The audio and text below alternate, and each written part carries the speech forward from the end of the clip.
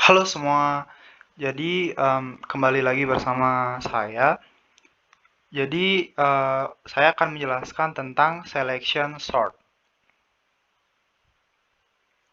Sebelumnya saya akan memperkenalkan diri terlebih dahulu. Nama saya Putu Anggokusuma, nomor NIM 20055551661 dari Prodi Teknologi Informasi Universitas Udayana. Jadi di sini saya akan menjelaskan salah satu dari metode sorting yaitu selection sort. Jadi kita mulai dari pengertian terlebih dahulu. Pengertian selection sort. Jadi bisa kita lihat, selection sort itu adalah metode array yang membandingkan elemen yang sekarang dengan elemen yang berikut sampai ke elemen yang terakhir. Jika ditemukan elemen yang lebih kecil dari elemen yang sekarang, maka akan dicatat posisinya dan langsung akan ditukar. Dalam proses penggunaan selection sort ini, biasanya mengurutkan secara ascending dari yang terkecil ke yang terbesar. Namun, bisa saja digunakan dengan mengurutkan secara descending atau dari yang terbesar ke yang terkecil. Secara umum, metode selection sort ini adalah salah satu dari metode sorting atau pengurutan suatu pengurutan yang bisa dibilang cukup sederhana dari metode sorting lainnya. Secara umum, cara berpikir dari selection sort ini adalah membandingkan elemen yang sekarang atau elemen yang paling kiri dari suatu array dengan elemen yang berikut ke elemen yang terakhir.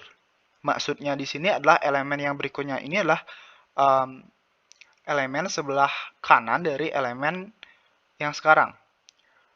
Elemen yang sebelah kanan itu akan dicari elemen yang paling kecil, dan jika sudah ditemukan, maka elemen yang paling kiri ini atau elemen yang sekarang ini akan ditukar ke posisi dari elemen yang paling kecil tersebut.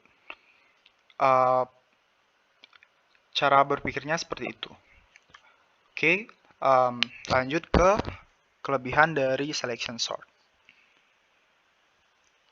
Adapun kelebihan dari selection sort ini. Nah, tentunya setiap metode dari sorting itu akan memiliki kelebihannya. Dan selection sort ini memiliki kelebihan seperti yang pertama, metode ini sangat rapat dan mudah untuk diimplementasikan atau digunakan. Yang kedua, kompleksitas metode ini relatif lebih kecil. Yang ketiga, operasi pertukarannya hanya dilakukan sekali saja. Jadi, tidak perlu menggunakan operasi-operasi tambahan. Dan maksudnya operasi-operasi tambahan itu operasi pertukaran yang lebih dari satu, yang intinya cuma hanya dilakukan sekali saja operasinya. Dan yang selanjutnya adalah mudah menggabungkannya kembali.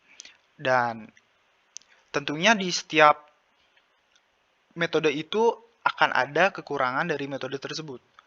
Dan adapun kekurangan dari metode selection sort ini. Yang pertama adalah sulit untuk membagi masalah, dan kedua adalah membutuhkan metode tambahan. Nah, di sini bisa kita lihat di sebelah kiri adalah algoritma dari selection sort dan sebelah kanan adalah pseudocode dari selection sort itu. Dan di sini saya akan menjelaskan algoritmanya dan bisa dilihat pseudocode-nya akan menjadi contohnya saja. Dan untuk yang sebelah kiri ini terdapat array yang di dalamnya sudah terdapat nilai dari indeks tersebut. Di sini terdapat 5 indeks, yang dimana setiap indeksnya terdiri dari nilai yang diacak. Nilai dari elemen ini berjumlah 6. Karena dihitung dari indeks 0 itu, elemen yang berada pada indeks 0 itu dihitung 1. Dan selanjutnya, dihitung seterusnya akan menjadi n sama dengan 6. Atau bisa dilambangkan dengan n sama dengan 6. Elemen itu berbeda dengan nilai indeksnya. Elemen itu berbeda dengan indeksnya. Di sini terdapat 5 pas atau 5 proses membandingkan dari yang sebelah kiri ke kanan, karena N sama dengan 6 itu dikurangi 1, sehingga hanya terjadi 5 proses saja. Saya akan jelaskan tentang prosesnya. Yang pertama, kita bisa dilihat di sini.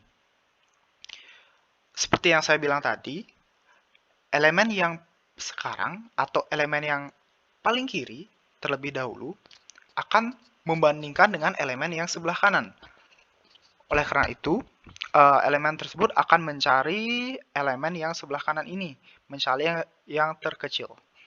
Jadi di sini 7 ini akan membandingkan dengan indeks ke pertama, lalu dibandingkan dengan kedua, ketiga, keempat, dan kelima. Dan akhirnya menemukan elemen yang terkecilnya, yaitu 1. Elemen 1 ini akan dicatat, dan kemudian posisinya akan di-swap atau ditukar.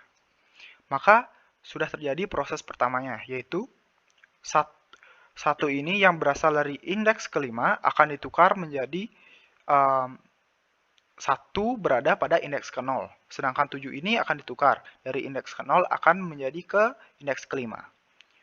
Atau lebih simpelnya itu ditukar posisinya saja. Posisi dari elemennya saja. Selanjutnya adalah 4. Dia akan membandingkan ke sebelah kanan. Dan pada indeks pertama ini akan ditukar kepada indeks yang nantinya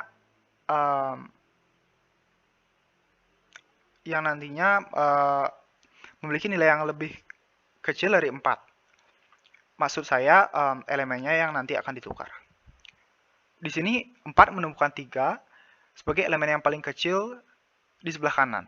Jadi 4 ini akan berada pada indeks ke-4, sedangkan 3 ini akan berada pada indeks ke-pertama. Jadi di sini sudah ditemukan 1 dan 3 pada indeks 0 dan indeks 1. Nah, yang sebelah kiri ini, yang berwarna merah ini, tentunya tidak bisa diubah lagi, karena prosesnya sudah terjadi. Yang ditemukan pada proses kedua ini sudah ditemukan 1 dan 3.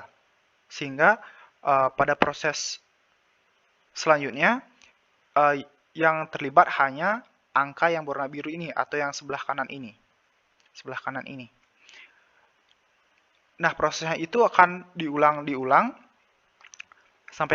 sampai proses tersebut atau suatu elemen tersebut tidak ada lagi elemen yang di sebelah kanan, atau bisa dibilang sudah mencapai titik maksimalnya atau titik buntu, tidak ada elemen di sebelah kanannya. Nah, saya jelaskan lagi. Seperti pas kedua ini ketika sudah di swap, dan pas ketiga ini bisa kita lihat 10 ini akan membandingkan ke sebelah kanan, dan ditemukanlah 4 sebagai nilai yang paling terkecil. Lalu 10 ini akan ditukar ke posisi dari keempat, dan 4 ini akan ditukar ke posisi ke-10. Jadi pada pas ketiga ini sudah ditemukan 3 angka tetap atau elemen yang tetap yang menempati dari yang dari yang terkecil yang terbesar, yaitu 1, 3, dan 4. Lalu proses yang sebelah kanan ini akan terus berlangsung. Seperti proses yang keempat ini, 8 ditukar ke 7, karena di sebelah sini tidak ada lagi angka yang lebih kecil dari 8 selain 7. Pada pas keempat ini sudah ditemukan 4 angka tetap atau elemen yang tetap. Nah, pada pas selanjutnya 10 dan 8 hanya 2 angka. Berarti sudah ditemukan 10 akan ditukar ke posisi ke-8 dan 8 akan ditukar ke posisi ke-10. Nah, pada pas kelima ini, yang di kiri ini sudah didapatkan 5 elemen yang tetap yang sudah diurutkan menjadi array ascending atau selection sort yang mengurutkannya secara ascending. atau dari yang terkecil ke yang terbesar. Bisa dilihat di sini 1, 3, 4, 7, 8 sudah tidak bisa dirubah lagi karena memang ini sudah berada di sebelah kiri karena sudah selesai proses pasnya. Dan 10 ini seperti yang saya jelaskan tadi, karena tidak ada lagi elemen di sebelah kanan 10, maka 10 ini menjadi elemen yang terakhir dan proses dari selection sort ini berhenti. Seperti itulah proses dari pengurutan selection sort. Secara simpelnya, yang di kiri, elemen yang kiri atau elemen yang sekarang ditukar ke elemen yang terkecil. Dan prosesnya itu akan dilakukan terus-menerus sampai ditemukannya elemen yang sebelah kiri itu tetap dan elemen yang terakhir ini tidak ada elemen di sebelah kanan lagi. Jadi saya akan mendemokan tentang program dari selection sort ini. Jadi di sini saya akan menggunakan code blocks dengan bahasa C di dalamnya. Oke, saya akan buka code blocks-nya terlebih dahulu.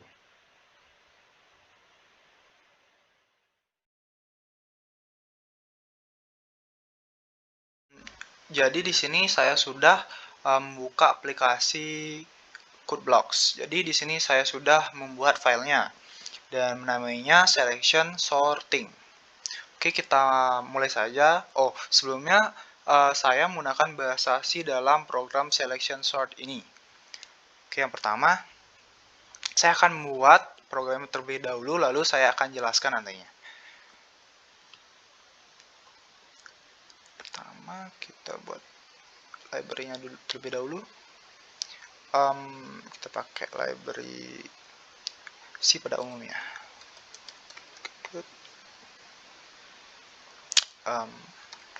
stdio.h. Oke. Void array.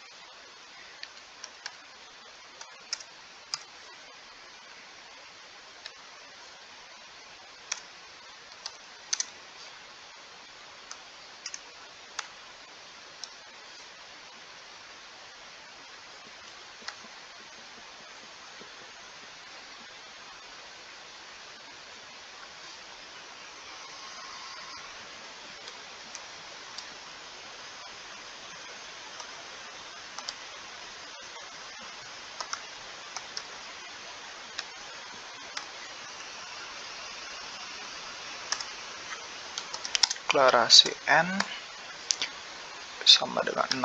Oke. Selanjutnya itu kita buat fungsi perulangan. Sini kita pakai integer baru yaitu TDI besar dengan 0.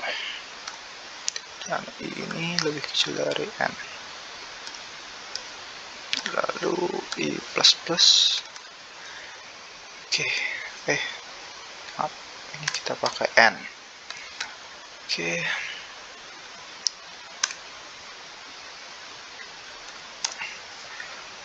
Dan dia akan kita panggil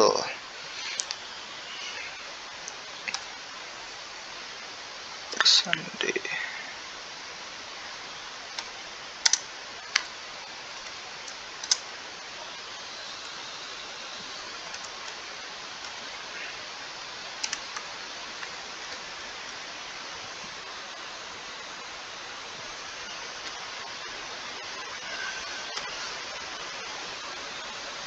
Oke, kita buat ke fungsi utamanya.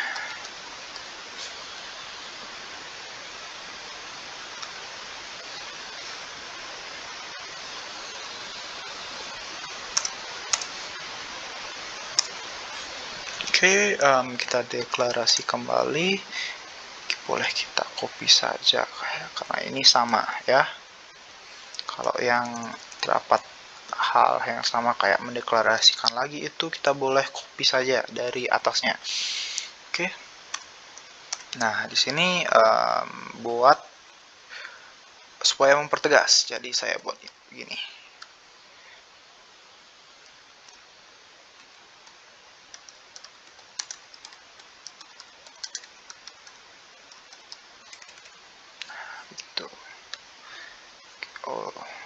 kita backslash n untuk tombol enternya supaya kelihatan lebih rapi ya. Oke. Nah, kita pertegas lagi angka-angka yang akan ditampilkan sebuah array. Yang ditampilkan. Jadi di sini saya menggunakan nilai supaya lebih mendefinisikan nilai pertama. Oke. Pakai persen %d backslash n, dan memanggilnya kita pakai yang variable a indeks indeks ke 0.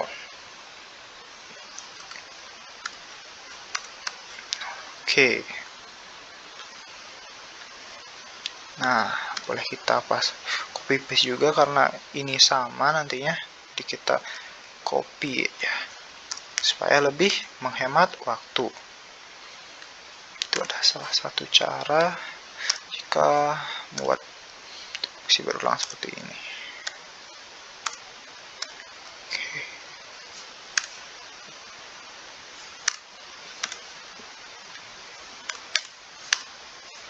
Oke. Kedua, ketiga, keempat, kelima. Oke, kita rapikan ya. Kita segini aja, tidak apa-apa. Lihat bagus.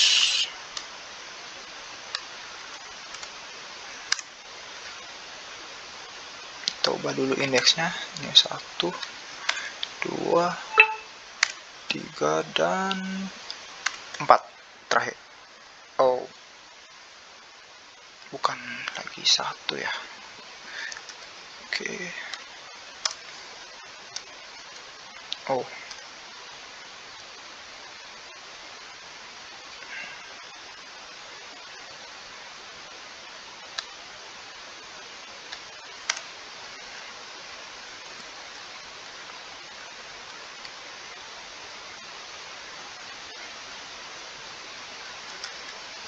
oke.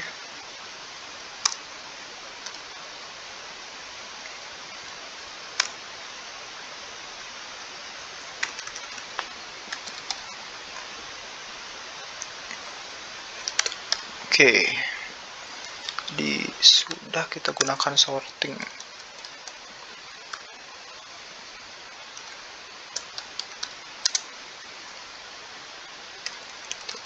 Kita mempertegas ya, sorting secara ascending. Nah, kita pertegas.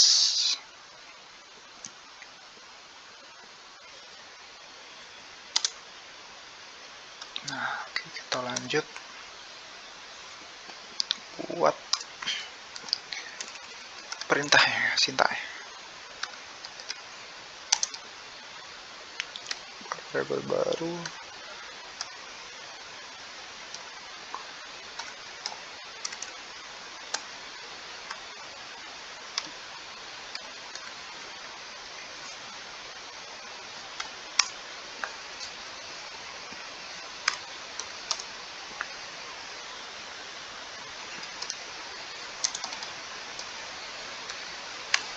Kita buat integer min-nya supaya variabelnya sama.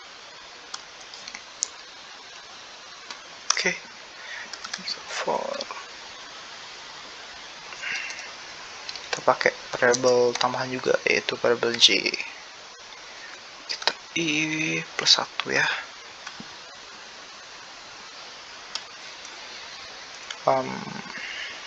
J kecil dari n juga, dan j itu plus.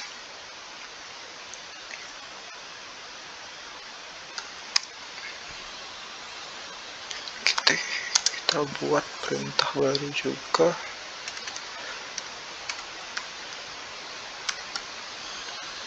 A yang berisikan J kecil dari A yang berisikan variabel array A yang berisikan min K, dan kita terjadi variabel min akan sama dengan variabel J. Oke. Oh, saya buat ininya dulu ya. Saya buat ini dulu biar bagus.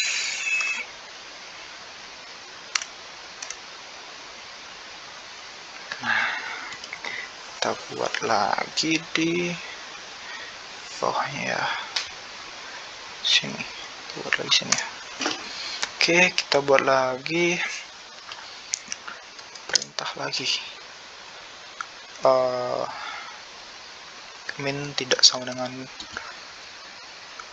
I, ya, tidak sama dengan I. Nah, oke, tentukan variabel baru, kita pakai yang temp atau temporary. Nah, ini yang kita pakai yang iya.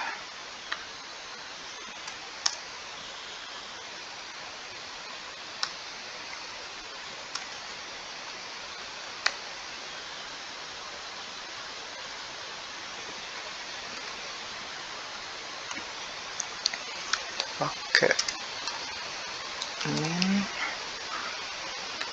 lalu min ini akan menjadi temporary atau sama dengan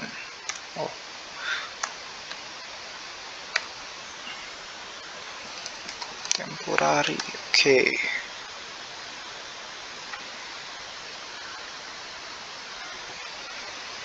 Oke, kita nampilin ascendingnya dulu ya.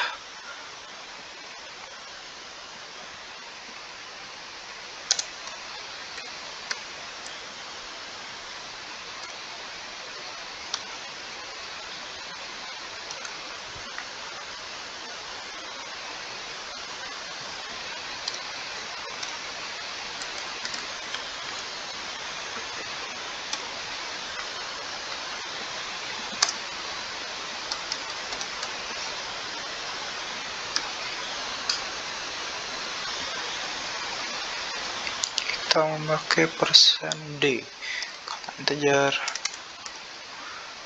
%d.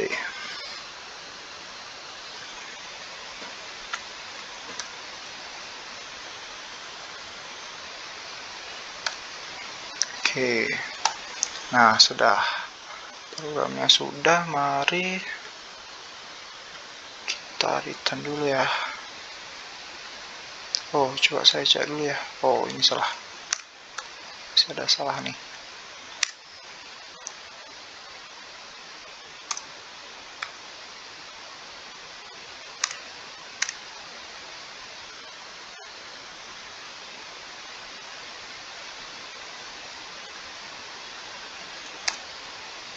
Oke, biar kelihatan lebih bagus ya. Nah, oke, kita buat di sini returnnya return 0 atau 0. Nah, udah kelihatan keren.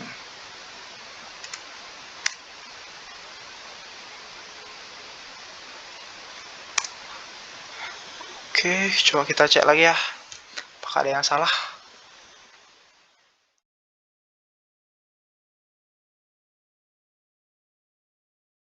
Baik, setelah tadi sempat membuat demo dari selection sort ini, jadi tadi saya sudah mengeceknya dan berhasil, dan setelah kita build and run, dan ini hasilnya. Misalnya pada program ini, sini saya sudah mempertegas nilainya. Pada hari ini terdapat 6 elemen yang diacak. Pada pertama itu 4, 27, 31, yang keempat 2, kelima 9, keenam 5, dan jika diurutkan secara ascending atau dari yang terkecil ke yang terbesar, maka akan menjadi begini: 1, 2, 4, 5, 7, dan 9. Oke, mari kita inisialisasi variabelnya. Nah, yang sudah pasti kita tahu dalam sebuah pembuatan program itu, dalam menggunakan bahasa apapun tentu ada library sendiri yang khusus untuk bahasa tersebut. Jadi di bahasa C ini menggunakan include stdio.h yang pada umumnya digunakan pada bahasa C. Di sini saya menggunakan satu library aja karena tidak membutuhkan yang khusus seperti yang lainnya, dan itu sangat simpel. Jadi saya memberikan void r dengan nilainya adalah integer A atau bisa array A yang berisikan 6. Di dalamnya sudah terdapat elemen dari integer tersebut. Saya sudah deklarasikan juga integer n ini sama dengan 6. Jadi di sini saya menggunakan perulangan fungsi for ini yang di dalamnya berisi integer i sama dengan 0, membutuhkan integer i, dan ini lebih kecil dari 6, yang berarti selama ini lebih kecil dari 6, n atau yang tadi itu 6, dia akan terus melakukan yang ada di dalam perulangan for ini.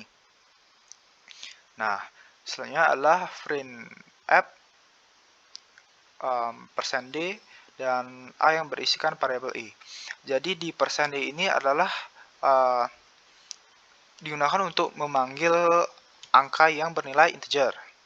Jadi di sini selama i itu lebih kecil dari n atau itu menuju ke 6, yaitu dia itu akan terus menampilkan array a yang di atas. Kenapa variabel a yang berisikan ini? Karena di perulangan for-nya memakai variabel i. Kalau for-nya k sama dengan 0, ya itu artinya a sama dengan k. Jadi itu misal ya. Nah, selanjutnya pada program utamanya, integer min. Di sini kita deklarasi lagi. Nah, di sini itu adalah hal yang dapat mempertegas sehingga sesuatu menjadi jelas. Jadi di sini saya sudah memperjelas nama program. Saya sudah menjelaskan elemen pertamanya itu berapa, elemen keduanya itu berapa, ketiga, keempat, kelima, dan keenamnya itu berapa. Jadi sini sudah saya juga perjelas untuk outputnya nanti, yaitu sorting secara ascending. Lalu kita inisiasi yang ini dulu. Nah, di sini saya membuat fungsi for lagi karena ini bukan fungsi utamanya. Nah, pada pengurutan ini, nah di for ini integer i sama dengan 0, integer i lebih kecil dari n, dan i++.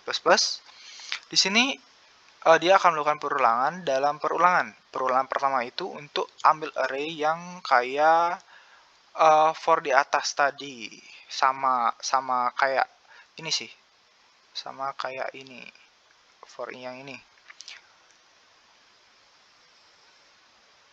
Nah, selama ini lebih kecil dari n, mana tadi?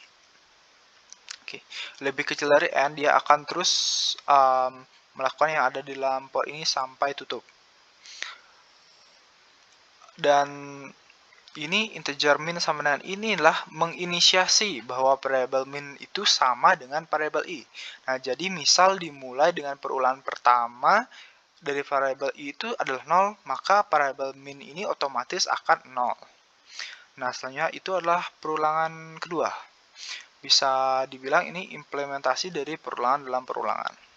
Nah, di sini menggunakan variabel tambahan yaitu variabel j. Variabel j yang bertipe data integer. Jadi di sini dituliskan j sama dengan i plus 1, j lebih kecil dari n, dan j plus plus. Jadi pada awalnya itu kan j sama dengan i plus 1. Nah, jadi misalkan variabel i ini tadi sama dengan 0. maka variabel J ini pasti menjadi 1 karena I plus 1. Jadi J sama dengan 0 plus 1. Nah, jadi J sama dengan 1. Nah, selama J ini lebih kecil dari N, maka dia akan menjalankan yang ada dalam for ini. Nah, sampai sini kita mendapatkan I itu sama dengan 0. 0. Min itu sama dengan 0 dan J itu sama dengan 1. Nah, jadi kita dapat tuh nilai dari ketiga variabel itu. Nah, selanjutnya ini adalah perintah dari if. Nah, selama A yang berisi variabel J ini lebih kecil dari A yang berisi variabel min, maka min itu sama dengan J. Nah, yang dimaksud ini itu mencari angka terkecil. Nah, misal kita permisalan pakai indeks yang tadi kan J-nya itu dapat 1 ya? Ya. Tadi kan J itu 1. Jadi kita dapatkan itu A indeks pertama lebih kecil dari A indeks ke 0. Nah, kita bandingkan di array yang atas. Kita lihat dulu. Nah, kita dapat 7. Ini indeks pertama dan ini indeks kedua. Nah, kita dapat array yang pertama itu 7. Nah, jadi dia ini akan mengecek terlebih dahulu. Di sini, fungsi ini. Dia akan mengecek terlebih dahulu antara array A di indeks 1 dengan array yang di indeks 0. Jadi, apakah yang indeks 1 itu lebih kecil dari 0? Itu. Nah, di sini jawabannya itu tidak, karena A yang berada pada nilai yang terdapat pada indeks 1 itu adalah 7, sedangkan nilai yang terdapat pada indeks 0 itu adalah 4. Jadi, di sini dia tidak akan menjalankan fungsi if-nya. Nah, misalkan dia benar, dia bakal jalanin yang ada dalam if, yang dimana min sama dengan J di bawah ini. Misalkan min sama dengan J. Nah, kalau misalnya min sama dengan J nih, kalau misal kita pakai A yang berisi indeks pertama lebih kecil dari A yang berisi indeks ke 0, maka variabel yang tadinya sama dengan I jadi sama dengan J. Nah, begitu. Jadi, selanjutnya adalah ke perintah berikutnya ya. Oke, ke perintah berikutnya. Jadi, kita ke perintah ini. Perintah ini if min tidak sama dengan I. Nah, di sini itu, if ini akan dijalankan atau dikerjakan kalau for yang kedua tadi itu udah dapat dijalankan. Nah, kalau misalnya min ini tidak sama dengan I, maka akan menjalankan yang ada di dalamnya, di dalam ini. Nah, di ini itu kita membutuhkan variabel baru yang namanya temp, atau bisa dibilang temporary, atau sementara. Nah, variabel temp ini dibuat sama dengan A yang berisikan indeks 1. Nah, di mana indeks 1 itu berisi data atau angka 7. Nah, jadi temp ini 7. Oke, lanjut ke line yang ke-33. Jadi, pada line ke-33 ini array A yang berisi integer I sama dengan array A yang berisi integer min.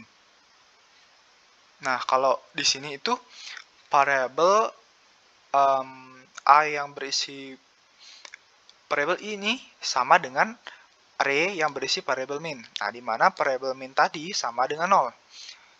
Jadinya array A yang berisi variabel I sama dengan array A yang berisi indeks 0. Jadi berisi 4. Jadi A yang berisi variabel I akan menjadi 4. Oke. Selanjutnya pada line ke-34.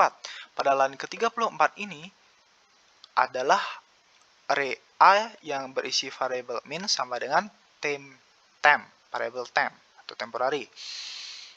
Jadi di sini itu temp itu sampai dengan tujuan tadi. Jadi integer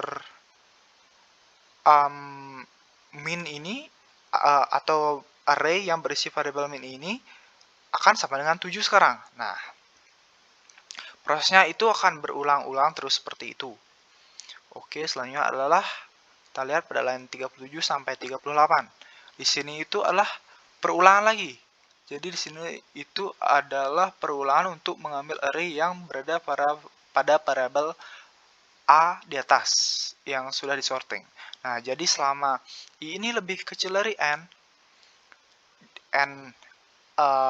itu 6.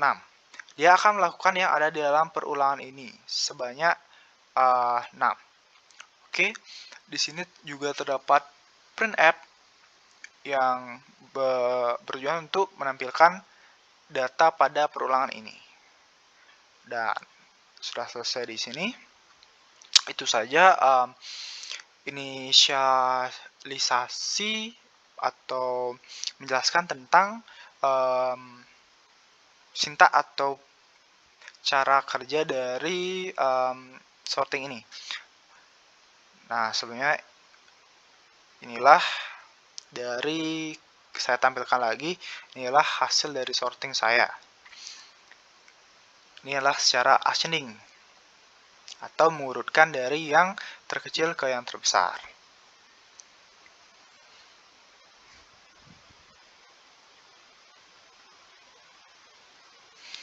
Baik, sekian saja tentang materi selection sort. Semoga semuanya dapat bermanfaat, semuanya dapat dimengerti, dan mohon maaf apabila ada kesalahan kata. Jadi terima kasih.